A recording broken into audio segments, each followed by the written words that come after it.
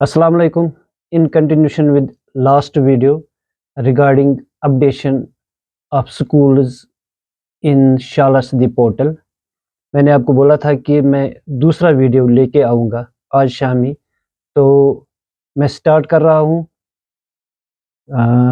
अपने एक स्कूल के कोड से।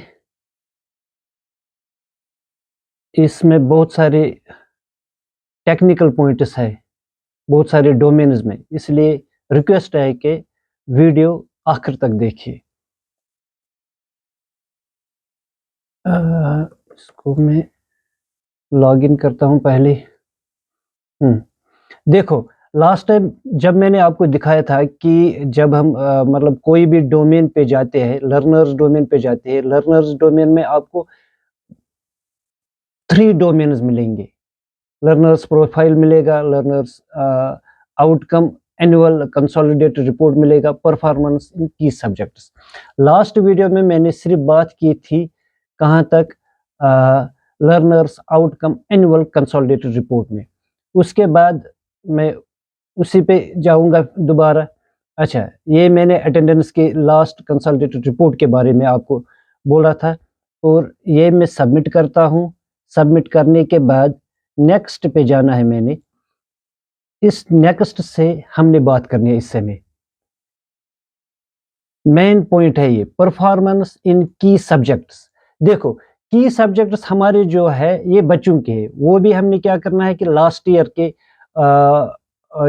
ईयर जो हम लोगों ने एग्जाम लिया बच्चों का 2001-2022 में, उसी के एग्जाम जो आपके रिजल्ट बुक पे है उसी के हिसाब से आपने लेने हैं परफॉर्मेंस इन की सब्जेक्ट्स। की सब्जेक्ट्स क्या है? एक तो है लैंग्वेज, 2 लैंग्वेज, एक है mathematics, science and social science. देखो इसमें क्या है, से टोटल स्टूडेंट्स आपने पहले लेने हैं और टोटल स्टूडेंट्स के बाद percentage of students in each grade आपने लेने हैं। ये याद रखना है, परसेंटेज ऑफ स्टूडेंट्स। दोबारा मैं बात करूंगा परसेंटेज ऑफ स्टूडेंट्स, न कि आप लोगों ने लेने हैं कि स्टूडेंट्स ए ग्रेड में कितने बच्चे आते हैं, बी ग्रेड में कितने बच्चे, सी ग्रेड में कितने बच्चे आते हैं, डी और ई ग्रेड। यहाँ पे 5 ग्रेड्स दिए हुए हैं। 5 ग्रेड्स में सिर्फ एंड सिर्फ आप लोगों ने परसेंटेज देनी है बच्चों की। से मैंने यहाँ पे फिल किया है टोटल, क्योंकि वीडियो शॉर्ट करने के लिए मैंने यहाँ पे टोटल स्टूडेंट्स 5 किए हैं। लैंग्वेज 1 के लिए, लैंग्वेज हमारे पास 3 है, इंग्लिश है, उर्दू है और कश्मीरी है। से कोई तीनों में से 2 लैंग्वेज आप लीजिएगा। लैंग्वेज एक में मैंने मतलब हाँ, और सबसे बड़ी बात, ये सिर्फ for middle schools, it is only for class 8th students, class 8th students. अच्छा, से मेरे स्कूल में सिर्फ 5 बच्चे थे, किसमें? 8th क्लास में। और 5 बच्चों में जो ए ग्रेड में मुझे बच्चे आते हैं। अच्छा, सबसे पहले A grade, B grade, C grade, E grade की बात करेंगे। नीचे criteria of report for performance of students दिया हुआ है। ए ग्रेड में कौन से बच्चे आते हैं? जिन्होंने 81 to 100% मार्क्स लिए इसमें। इसी तरह बी ग्रेड में कौन से बच्चे आते हैं? 61 to 80% जिन्होंने मार्क स्क्वायर किए हैं। सी ग्रेड में कौन से बच्चे आते हैं? 41 to 60% जिन्होंने मार्क्स लिए हैं। एंड डी ग्रेड में वो बच्चे आते हैं जिन्होंने 33 to 40% मार्क्स अचीव किए। और ई ग्रेड आप लोगों को पता है कि that is poor one, that means below 33, below 33 E grade में है। तकरीबन लगता है कि हमेशा हर एक स्कूल में आजकल ई ग्रेड के बच्चे नहीं होते, इसलिए मैंने क्या किया है, ई में 0 है। ठीक है, ए ग्रेड में मतलब मेरे स्कूल में 5 बच्चों में से किसी बच्चे ने 80 to 100% मार्क्स नहीं लाए, इसलिए मैंने 0 लिखा है। अच्छा, बी ग्रेड में मैंने 60 डाला है। वाई 60? That is percentage. देखो, अगर मेरे पास 5 स्टूडेंट्स है, 5 स्टूडेंट्स में 3 बच्चों ने से किसी ने 61 to 80 के बीच में उन्होंने परसेंटेज ली है। ठीक है, मैंने क्या करना है, मैंने 3 डिवाइड बाय 5 इंटू परसेंटेज करना है। ये मैं अगर हिसाब करूंगा कितना आएगा, तो ये राउंड अबाउट तकरीबन ये 300 डिवाइड बाय 5, 5 1 जार 5, 5 6 और 3500, दैट मीन्स जो मेरी परसेंटेज ऑफ स्टूडेंट्स निकली किस में, बी ग्रेड में, दैट इज 60%। उसी हिसाब से सी ग्रेड में मैंने 40% लिखा है। 40% क्यों लिखा है मैंने, मेरे जो बच्चे हैं आउट ऑफ दीज 5 स्टूडेंट्स, सिर्फ 2 बच्चों ने, only 2 students have secured 41 to 60% of marks in language first। अब ये 2 स्टूडेंट्स की परसेंटेज मैंने वहां पे लेनी है। मैं क्या करूंगा, 2 आउट ऑफ 5 इंटू परसेंटेज का 100, that means that is 200 divide by 5, 5 1 jar 5, 5 4 jar 2500, that means ये 40% आएगा यहाँ पे। उसी हिसाब से मैंने यहाँ पे 40% लिखा, और ग्रेड डी में 0 है अपना, होगी लैंग्वेज 1। उसी तरह लैंग्वेज सेकंड में मेरे कितने हैं, सिर्फ 5 बच्चे हैं, क्योंकि मैं 8th क्लास के बच्चों की ये परफॉर्मेंस ले रहा हूँ। अच्छा, ए ग्रेड में मैंने 20% बच्चे आए हैं, और ए ग्रेड में 20% बच्चे कैसे आए मुझे, क्योंकि out of these 5 students, only 1 student has secured more than 80% marks, that means 1 out of 5 into percentage का 100 लूंगा मैं, ये हो गया 500 डिवाइड बाय 5, 5 1 जार 5, 5 10 जार 50, 2 बच्चों ने शायद, हाँ। इसका मतलब अगर मैं एक बच्चा लूंगा वो 10% आता है मुझे, इसका मतलब मुझे 2 बच्चों ने क्या किया है, 80 to 100% मार्क्स अचीव किए हैं इसमें। इसी हिसाब से आगे जाके आपने क्या करना है, हर एक कॉलम आपने भरना होगा, और याद रखिएगा, दोबारा से याद रखिएगा, A plus B plus C plus D plus E, it should not be less than 100% and not more than 100%। उसके बाद क्या करोगे, जब आप ऐसे ही मैथ्स में भी देखोगे, साइंस में भी देखोगे, और सोशल साइंस में, चारों सब्जेक्ट्स में देखोगे, फिर कंप्लीट जब करोगे आप, ये सबमिट करने के बाद फिर ऊपर आपको आएगा परफॉर्मेंस इन की सब्जेक्ट डिटेल्स सेव्ड सक्सेसफुली। फिर हमने क्या करना है, और हाँ, सब्जेक्ट वाइज कंसिस्टेंट लो परफॉर्मेंस, अगर आपको लगता है कि कहीं पे लो परफॉर्मेंस है, तो वो सब्जेक्ट आपने सिर्फ एंड सिर्फ मेंशन करनी है, यहाँ पे डिटेल आपने नहीं देनी है। चलो, इसके बाद नेक्स्ट आता है number of teachers in each category. हमने कैटेगरी देनी है टीचर्स की। कौन सी कैटेगरी देनी है, ट्रेन्ड एंड अनट्रेन्ड टीचर्स की कैटेगरी देनी है। इसमें मेल अलग है, एक पोर्शन आता है मेल का, एक पोर्शन आता है फीमेल का, और ये हमने कौन से, करंट एकेडमिक ईयर का। इसमें करंट दिखाता है 2022 2023, यही लास्ट ईयर जो हुआ उसी में। जैसे कि मैंने मेंशन किया यहाँ पे कि मेल टीचर्स में ट्रेनड एक है और अनट्रेनड कोई नहीं है, दैट मीन्स कि मेरे स्कूल में मेल टीचर एक ही है, और फीमेल्स में ट्रेनड 6 है और अनट्रेनड 0 है। टोटल में ऑटोमेटिकली मुझे वहां से मिलेगा ट्रेनड 7 टीचर्स एंड अनट्रेनड 0। बहुत आसान है, ये सबमिट करना है आपने। सबमिट करने के बाद आपने कहाँ जाना है, नेक्स्ट पेज पे क्या मिलेगा आपको, टीचर्स अटेंडेंस। टीचर्स अटेंडेंस में कहीं कहीं आपको कंफ्यूजन होता है, और टीचर्स अटेंडेंस में आपको teacher attendance previous academic year, यानी कि जो लास्ट वाला, मैं ऐसे कहूंगा कि 2022 जो ईयर है उसी की बात मैं कर रहा हूँ। अच्छा, उसमें क्या करना है आपने, उसमें ये देखना सिर्फ एंड सिर्फ आपने देखना है कि long leave more than 1 month कितने टीचर्स ने ली है। तो यहाँ पे आपने मेंशन करना है सिर्फ एंड सिर्फ नंबर ऑफ टीचर्स, ना कि आपने टीचर का नाम मेंशन करना है, ना कि डेज मेंशन करने कि कितने लिए हैं। वैसे आपने शॉर्ट लीव्स अगर किसी ने ली है कि अप टू 1 वीक, तो कितने टीचर्स ने ली है, उन टीचर्स का नंबर देना है आपने। अच्छा, इसमें मेन चीज क्या है कि you have to show only total number of teachers who have availed long or short leave, but that should be stretched, यानी कि कंटिन्यूअसली। इसका मतलब ये नहीं है कि किसी ने एक दिन लीव ले ली फिर 5 दिन 6 दिन के बाद और एक लीव ले ली, वैसे नहीं लेना है आपने, स्ट्रेचली अगर किसी ने ली है तो ठीक है। मेरे स्कूल में किसी ने नहीं लिए तो मैं सबमिट कर रहा हूँ इसको। सबमिट करने के बाद में फिर से मैं नेक्स्ट पे जाऊंगा। अच्छा, अब स्कूल इवैल्यूएशन कंपोजिट मैट्रिक्स बड़ा इंपॉर्टेंट डोमेन है ये, बड़ा इंपॉर्टेंट डोमेन है ये।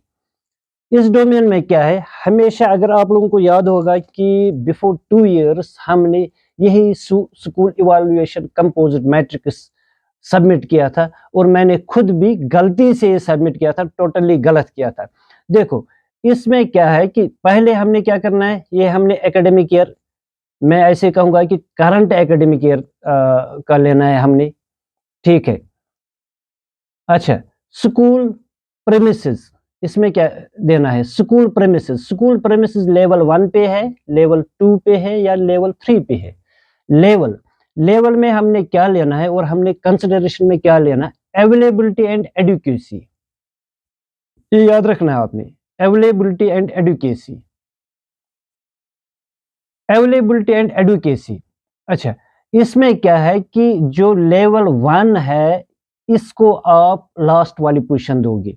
मतलब अगर आपके पास स्कूल प्रेमिसेस से, स्कूल प्रेमिसेस में आपका स्कूल का ग्राउंड आता है, स्कूल का दीवार आता है या स्कूल का सहन आता है, इर्द गिर्द आता है, अगर आपका अच्छा है वो, तो आपने लेवल 3 में वो मेंशन करना है, लेवल 3।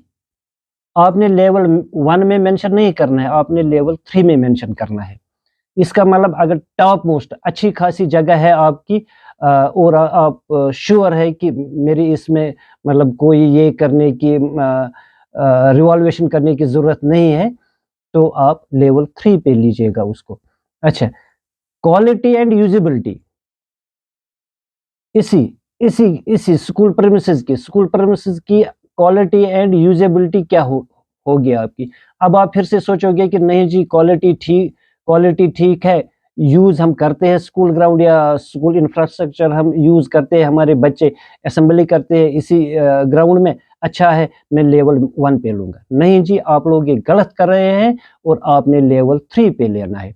देखो, अच्छा फिर क्या प्रायोरिटाइज ऑफ एरिया इम्प्रूवमेंट, इसमें क्या है, इसमें 3 ऑप्शन आपको मिलेंगे, लो, मीडियम और हाई।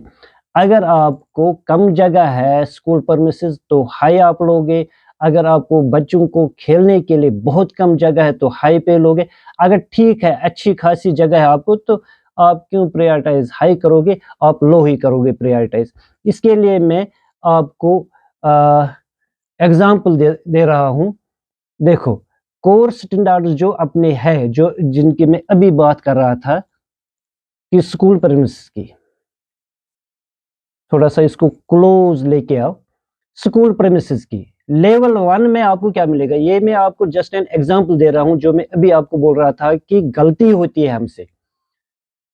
जैसे कि अवेलेबिलिटी एंड एडुकेसी में यहाँ पे क्या दिखाया गया है, ओपन एरिया इज इनसफिशिएंट, जो मैं अभी बोल रहा था, with limited space for assembly, कच्चा, सेमी पक्का, tent type building is available, boundary wall fence doesn't exist. ये देखो, ये लेवल 1 में आता है और लेवल 2 में इससे अच्छा है, open and build area is just sufficient with available assembly hall. oblique space but inadequate to accommodate, ये याद रखना, but inadequate to accommodate all learners comfortably। इसमें भी लेवल फर्स्ट में टोटली खामियां है और लेवल सेकंड में थोड़ी सी खामियां है। लेवल थर्ड में आए आप, ample open and building spaces available for free movement of learners with designated space for assembly, boundary wall, fencing with plantation and gate exists, well maintained garden and lawn। ये school permits का है।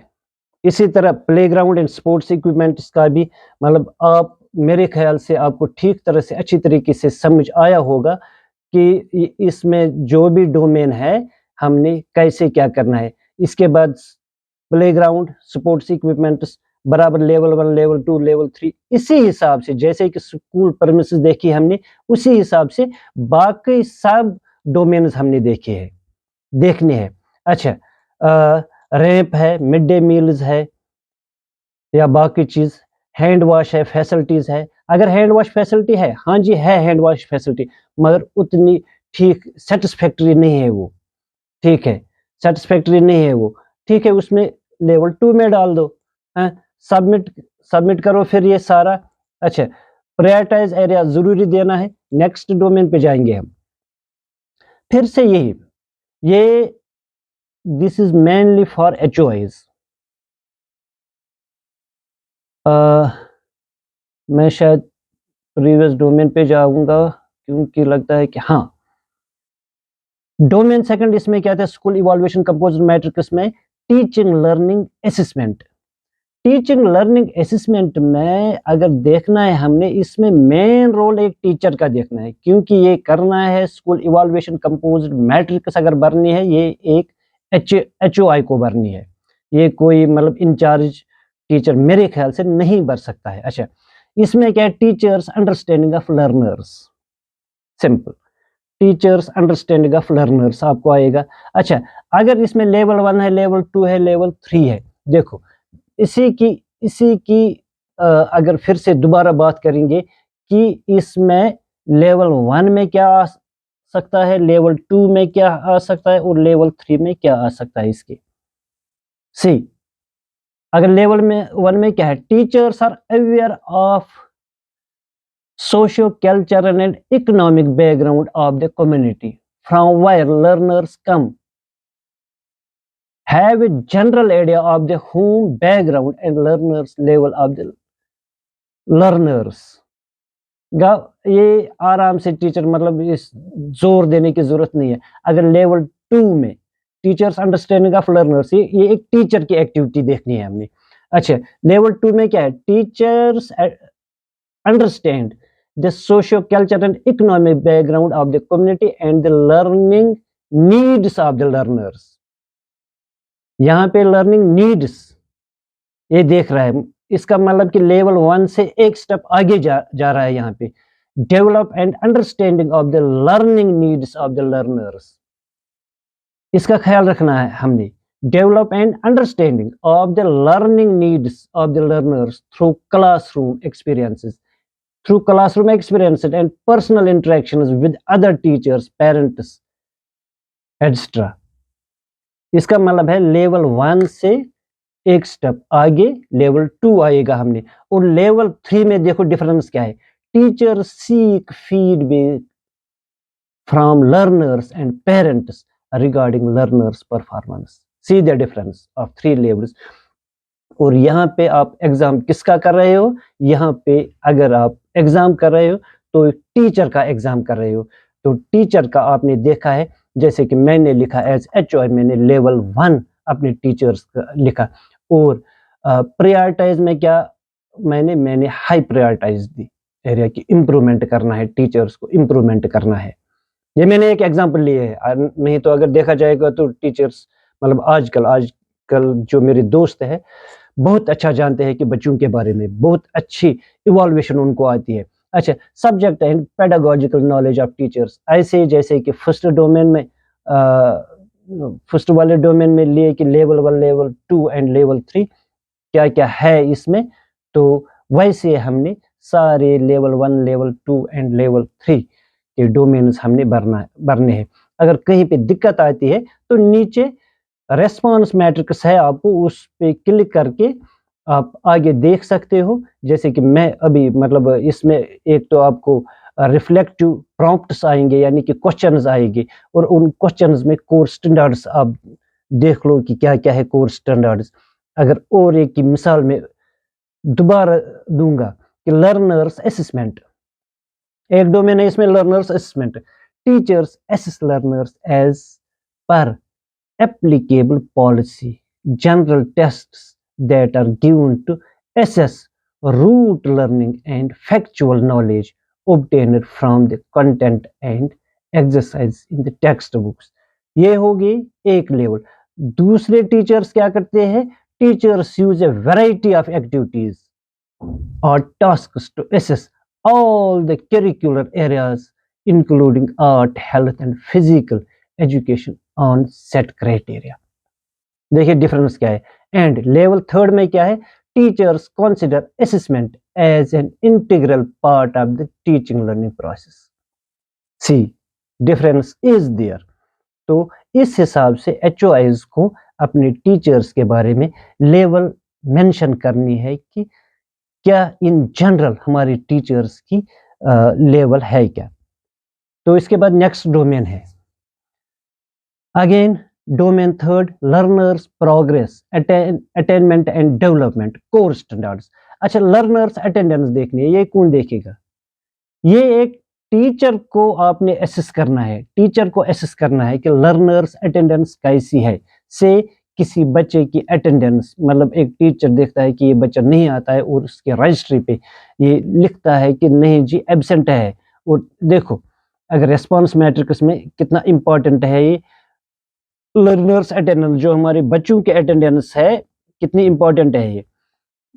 मैं क्या करता हूँ, मैं level 1 में अपने आप को डालता हूँ, क्योंकि मैं उन टीचर्स में हूँ कि who take and record attendance of learners regularly, identify learners who are frequently absent और नॉट पंक्चुअल। इतना ही लूंगा मैं। और लेवल 2 मेरे से आगे टीचर्स कौन है? School provides regular information about learners attendance, किनको? पेरेंट्स को, and identifies the reasons for prolonged and frequent absence। और जो सबसे अच्छा है उसमें क्या है कि school analyse attendance data of all learners, ascertains whether the high absence rates can be associated with any particular category of learners, जिस पे बहुत जोर दिया जाता है आजकल एज पर NEP 2020। ये एक एग्जांपल दे दी मैंने यहाँ पे। इसी हिसाब से ये सारे जो 5 डोमेन्स इसके हैं, डोमेन थर्ड के जब कंप्लीट होंगे तो सबमिट करने हैं। सबमिट करने के बाद आपको सक्सेसफुली मिलेगा, तो फिर उसके बाद आपने नेक्स्ट डोमेन पे जाना है। नेक्स्ट डोमेन पे क्या आएगा आपको? Managing teacher performance and professional development, core standards में से है ये, कोर स्टैंडर्ड्स। ओरिएंटेशन ऑफ, अच्छा देखिए ओरिएंटेशन ऑफ न्यू टीचर्स, क्या ओरिएंटेशन ऑफ न्यू टीचर्स होती है कि नहीं होती है? हम सोचते हैं कि नए टीचर आ गए, उनको ट्रेनिंग हायर अथॉरिटीज से मिली कि नहीं मिली। नहीं, वो गलत बात है।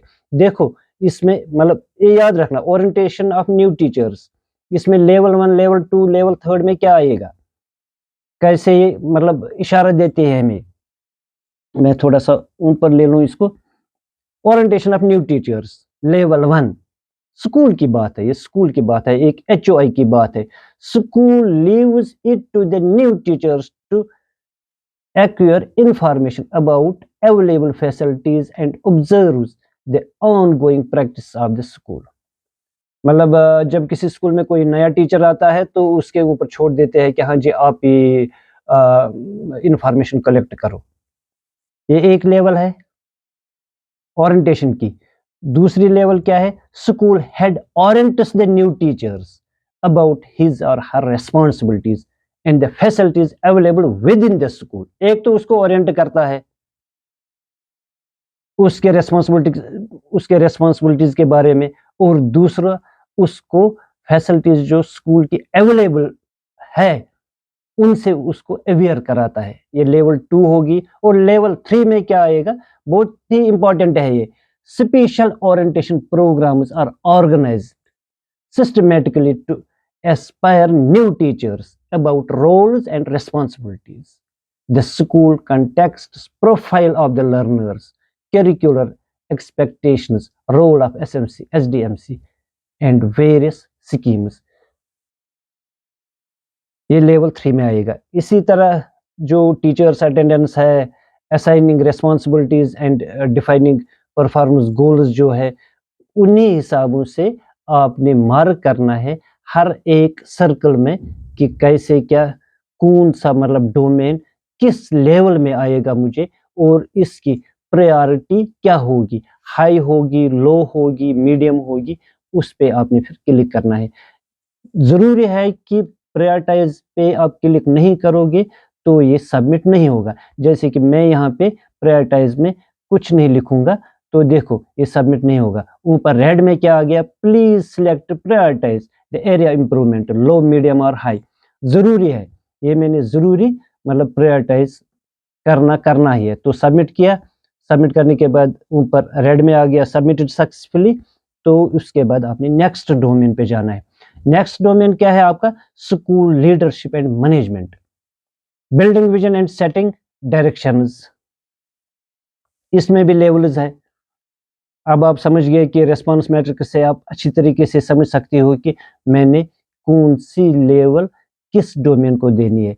तो इसको मैं सबमिट करूंगा। सबमिट करने के बाद मैं नेक्स्ट डोमेन पे चलता हूं। नेक्स्ट डोमेन क्या है, inclusion, health and safety, core standards में है। इंक्लूसिव कल्चर, इंक्लूसिव कल्चर देखो, अगर इंक्लूसिव कल्चर की बात करेंगे, मैंने लेवल 3 में लिया है इसको। अगर इंक्लूसिव कल्चर में अगर डोमेन्स जो हमारे हैं वो कैसे होंगे, अच्छा, school ensures that no child is denied admission on the basis of caste gender. अच्छा है, ensures that no child is denied admission on the basis of caste gender, economic status, disability extra. Level 2 में इससे ये level इससे अच्छी है। Teachers maintain equity among children, parents, peers and other staff on the basis of caste, gender, socio economic backgrounds. सबसे अच्छी level क्या है, school responds to the needs of the children, यानी कि वेलकम करता है बच्चे को कि ये सिर्फ ये बच्चा कौन है, किसका है, डिसेबल्ड है, ठीक है, क्या है, नहीं। Responds to the needs of children, जो बच्चे की जरूरियात है, जो बच्चे की नीड्स है, उसको रेस्पॉन्ड करता है with varying abilities and backgrounds. ये है लेवल और लेवल की डिफरेंस। इसी हिसाब से हमने आगे मतलब मेंशन करनी है कि किस डोमेन में कौन सा डोमेन किस लेवल में मेरे स्कूल में पढ़ता है, और अगर उसमें इंप्रूवमेंट लाने की जरूरत है वो आपने मेंशन करना है। सबमिट करेंगे हम, फिर आगे नेक्स्ट डोमेन पे जाएंगे। नेक्स्ट डोमेन, डोमेन 7th, मेरे ख्याल से लास्ट डोमेन है स्कूल इवैल्यूएशन कंपोज्ड मैट्रिक्स का, और फॉर द एकेडमिक ईयर 2022-2023, ये याद रखना। Organisation of management of SMC, SMC के बारे में आपने रोल इन स्कूल मैनेजमेंट, ये सिर्फ एसएमसी जो एसएमसी बनाते हो आप लोग, एसएमडीसी बनाते हो आप लोग, कि एसएमसी आपने बनाई है कि नहीं बनाई है। मैंने सेकंड लेवल सेकंड पे लिया है, हाँ जी बनाई है। Role in the school improvement, मैंने लिखा है कि लेवल 1 कोई रोल उनका स्कूल इम्प्रूवमेंट पे नहीं है, नहीं आते हैं वो, उनका कोई नहीं है, तो प्रायोरिटाइज में मैंने मीडियम ही दिया है।